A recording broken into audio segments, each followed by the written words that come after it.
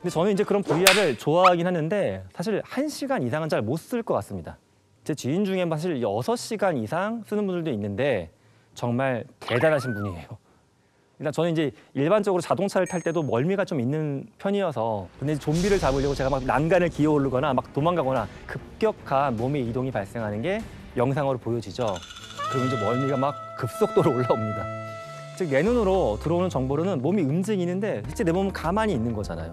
그런 것 때문에 정신과 육체가 약간 따로 움직여서 멀미가 나는 겁니다.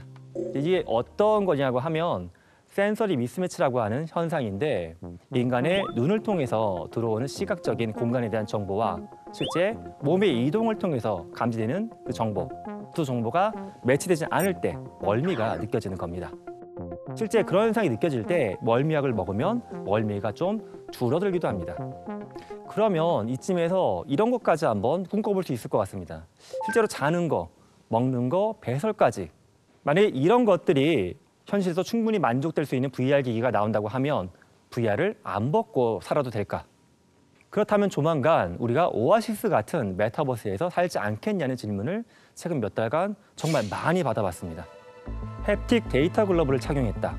특수 촉각 반응 패드가 양쪽 손바닥에 부착되어 있어 실제 존재하지 않는 사물과 표면을 만지는 듯한 착각을 불러일으키는 햅틱 장갑이었다. 울트라 초박형 스피커들로 구성되어 완벽한 360도 입체 서라운드 음향 재생이 가능했다. 게다가 미올루르 서브 우퍼 스피커의 성능은 어금니까지 진동이 전달될 정도로 강력했다.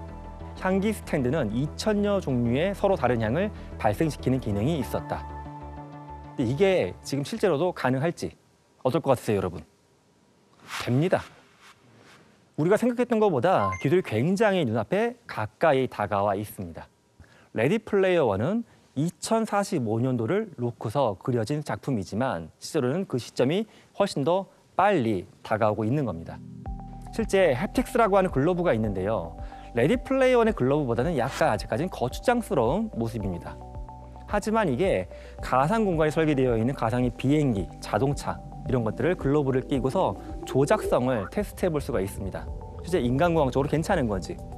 약 130개의 모터, 아주 작은 모터가 달려있다고 볼 수가 있어요. 표면의 촉감도 느껴지고요. 양감이라고 당기는 힘, 그런 것까지도 실제 느껴집니다. 실제 항공기 설계 테스트할 때 그런 걸 사용을 하고 있습니다. 페이스북은 오히려 레디 플레이 원보다 조금 더 현실적이고 보편적인 장비를 보여주고 있습니다. 우리가 이제 손에 무언가를 짚고 있다는 게 약간 불편할 수가 있는데 일상적으로 찰 수 있는 거, 팔찌, 이런 웨어러블 디바이스 같은 거 있잖아요. 팔찌형으로 디바이스를 만들어 보고 있습니다. 손목에 있는 미세 근육의 움직임을 감지하는 겁니다. 영화 마이너리티 리포트를 보게 되면 가상 키보드가 나오죠. 아무것도 없는데 허공에다가 타이핑 치는 거. 이것도 실제 구현이 됩니다. 소설 속에 보면 IOI 기업의 직원들이 쓰는 장비랑 굉장히 유사한 것들도 올해 말에 출시가 예정이 되어 있습니다. 게이머들이 정말 열광할 제품이고요. 저도 구매할 겁니다, 여러분. 뭐냐면 수트를 입고서 이 기계 위에 올라서서 VR 장비를 머리에 쓰면 됩니다. 바닥에서 뛰거나 쪼그려 앉는 게 다 되는 그런 장비입니다. 2045년에 등장하는 장비가 아니라 2021년 현실에 우리 거실로 올 수가 있는 겁니다. 크기가 한 가정용 스레드밀 정도의 크지 않은 사이즈입니다.